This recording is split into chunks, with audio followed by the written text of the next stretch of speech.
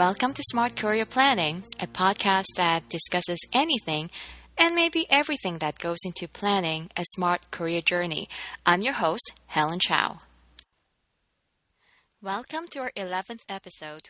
Before I begin, two announcements. Number one, Career Clinic. For those of you who know about my one-on-one career and interview coaching, it is pretty elaborate and extensive. And for those of you who have just a quick interview-related question or career-related question, feel free to sign up for my career clinic. It is every other Friday, only for about 30 minutes. You can drop in, answer any questions, quick questions you may have. You can find out more by visiting my website at www.interviewrightconsulting.com under Services tab. Second, I have a webinar coming up titled 4 Silent Killers in a Job Interview. I think the title says it all, so you can sign up again by visiting my website at www.interviewrightconsulting.com.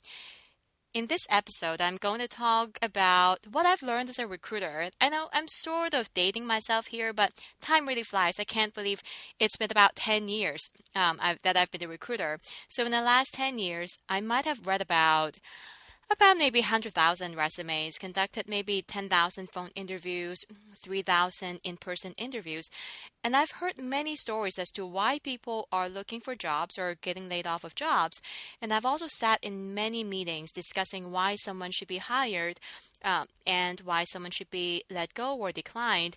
And I feel as if I've collected thousands and thousands of data points, all of which I really took to heart. For one, I'm not above making any of those silliest mistakes, such as having typos in my resumes or even not knowing, not fully done interview research or making just the silliest interview mistakes. And if people have gone through those experiences or made those mistakes so I can keep an eagle eye out for them, I definitely want to share that with everyone. I definitely don't want to be that person to make those mistakes. And second, I have the luxury of learning about different openings and different roles and what it takes to be successful in those positions. While I never have to walk those paths.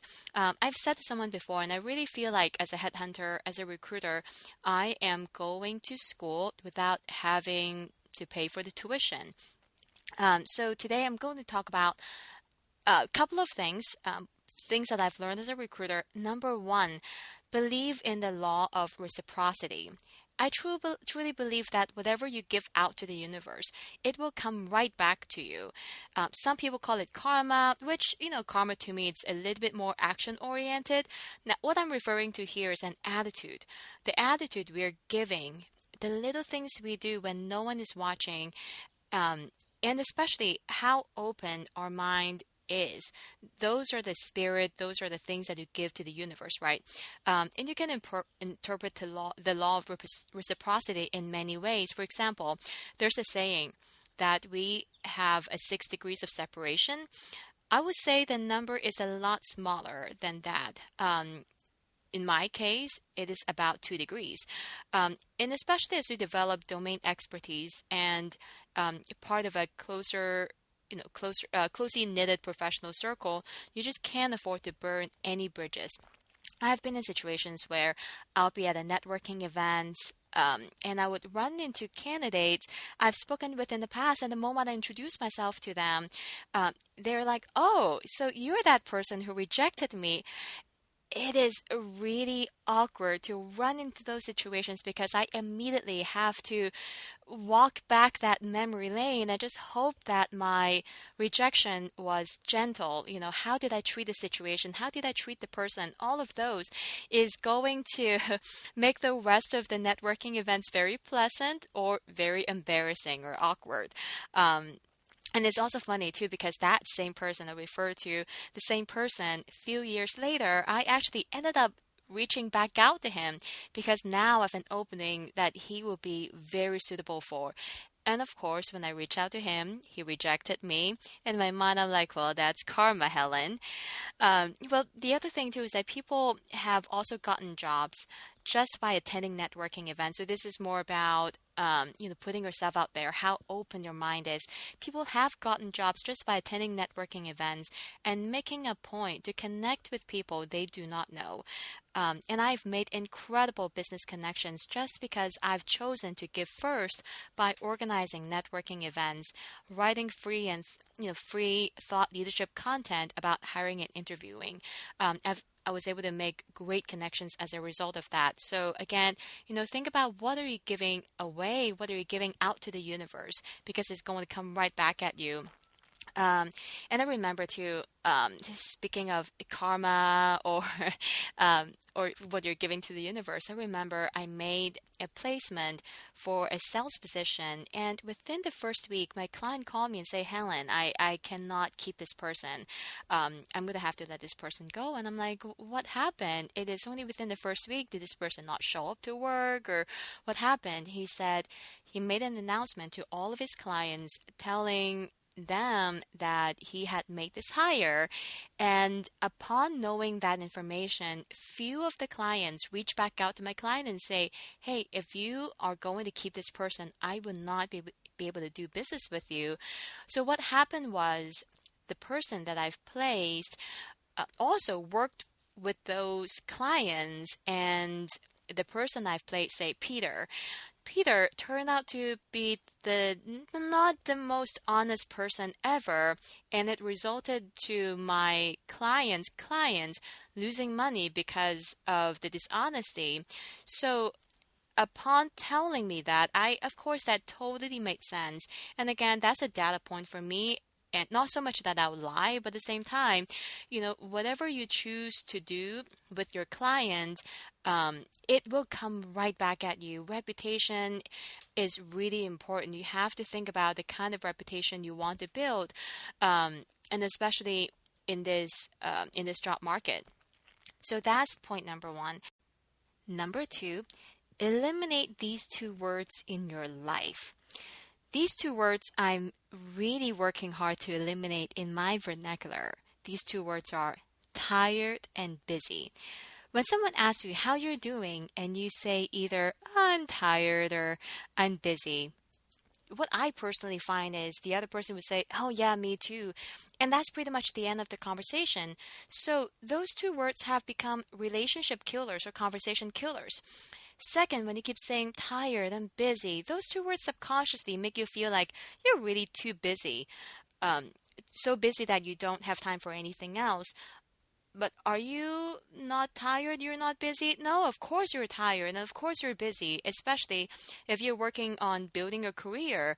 But instead of saying those two things when someone asks you how you're doing, instead of saying those two things, elaborate. What have you been busy with? Why are you tired? Is it because you're working on a side project, or is it because of a specific project, heavy duty project you're working on? Is it because your life is filled with really fun social events? Are you attending a lot of meetup events? Are you taking on extra responsibilities? Talk about those things. Don't build your relationships based on those two words. Another thing I notice about myself too is that sometimes I just don't feel good. I just feel awkward and uncomfortable. So I do have to have pocket phrases for different people depending on who they are. So if I'm working on a specific project with one of my clients, and every time when I see them and they ask me how I'm doing, I would go back to those projects that I'm working on and the status. Or maybe I'm just coming across a complete stranger or someone that I've met a couple of times and ask me, hey, what are you working on? How are you doing? I can talk about, the gist of what I've been working on, the side projects, the status. You do want to use those opportunities as a way to market yourself and talk about what you're doing. The last thing you want is to kill the conversation by saying, I'm tired, or I'm busy, or nothing, or what's going on with you. So you do want to keep the loop going. Now you may ask, why is that important? Why is it important to talk about yourself? Well, everything you do now is to prepare for your future. You may have a great job right now and it pays you really well, but you never know what's going to happen in the future, right? In the event you're back in the job market and you notice a job you like, you also notice a former coworker of yours work at that company, the likelihood of that person getting back to you when you email them is dependent upon the strength of your relationship with him or her and or your professional reputation. I see that happen a lot with job seekers I coach, and that truth is not always easy to hear when they ask me, "Oh, how come this person doesn't get back to me? Should I follow up?" It's like, well, it really depends. You may have to go back to that memory lane and think about the strength of your relationship.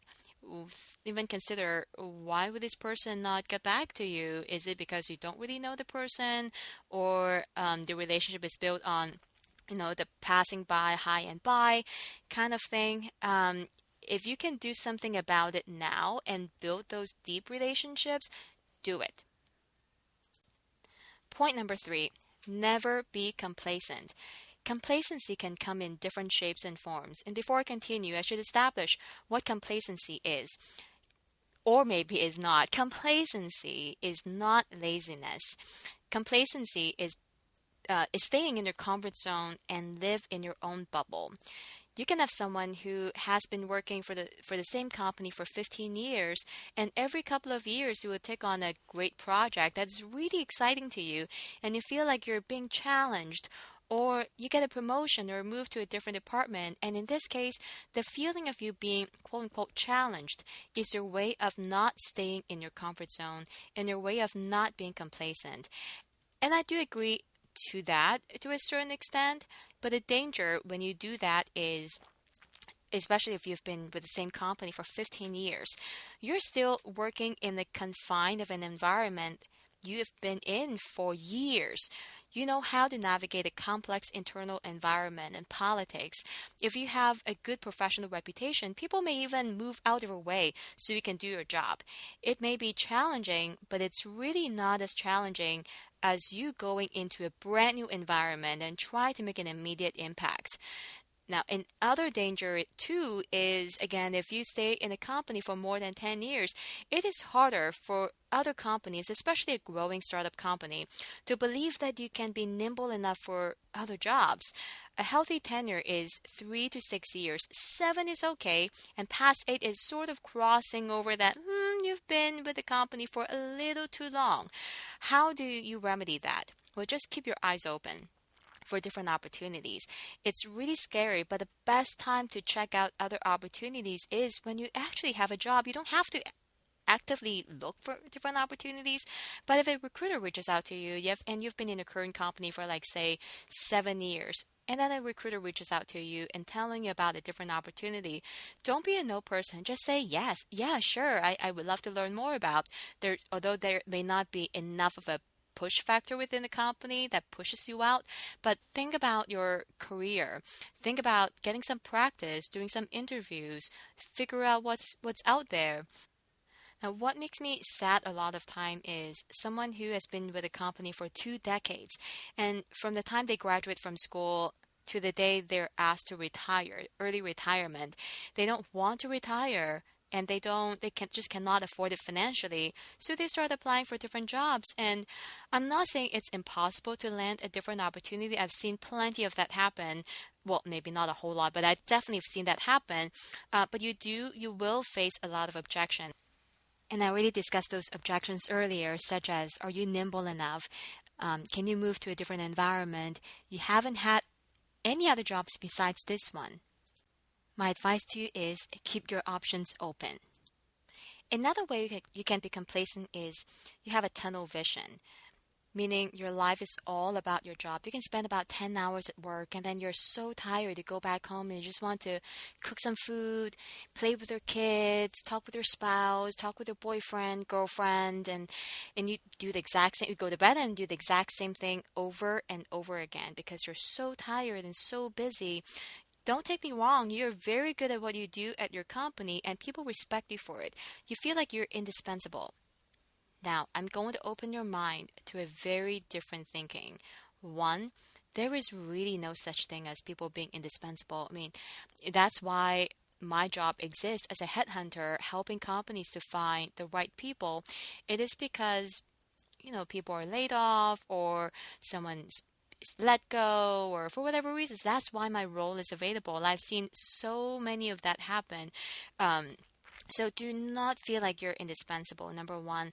So the second way of thinking about it is, um, instead of focusing on you being good at your job for your company, open your mind to focus on being the best you can be at your job. So, say for example, if you're a marketer, don't just think about I'm a very good marketer for my company.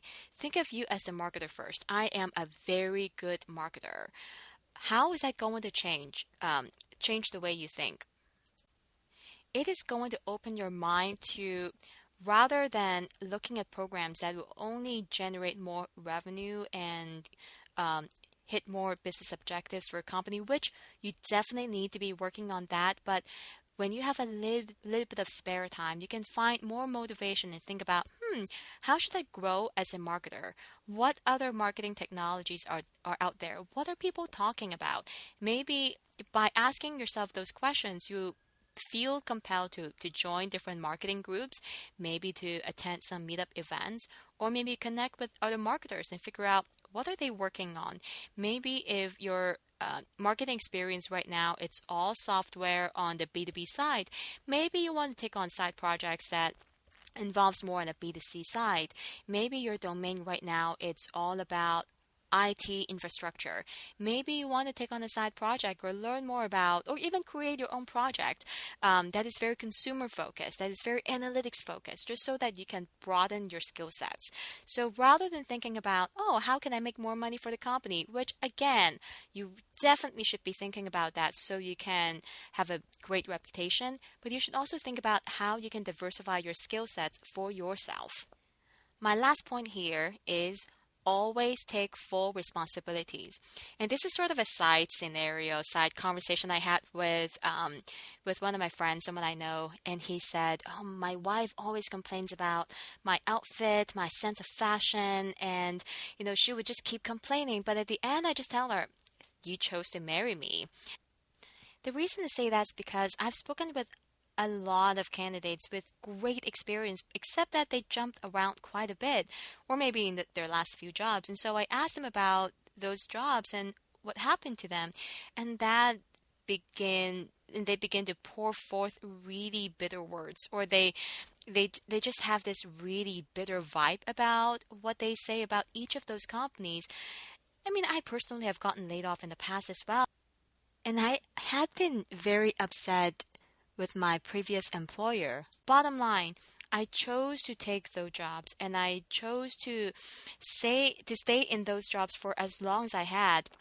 Um, if you make one or maybe two career mistakes, employers they understand, and because we all make mistakes. But if you jump around three times or more, you may want to sit down and think through the way you vet an opportunity. You may also want to think about your pattern. Are you really drawn to a specific kind of company in a certain stage? Are you very drawn to certain traits about a company? So say for example, I'm a very competitive person. So in an environment that's really competitive, I'm all for it. So I ended up joining this company that's extremely cutthroat and very unfriendly toward women. And of course, I didn't know that they were super cutthroat and they were very unfriendly toward women. But what I was really drawn to was that competitive spirit. And the person was reporting to, she had rapid promotions within maybe about 3 to 4 years. She jumped from being a recruiter to the senior VP overseeing a significant part of the company, or so it seemed. That was that was extremely attractive to me.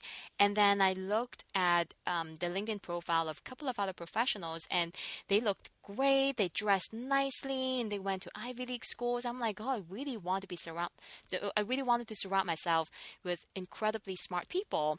And so those were the two shiny objects I was going after.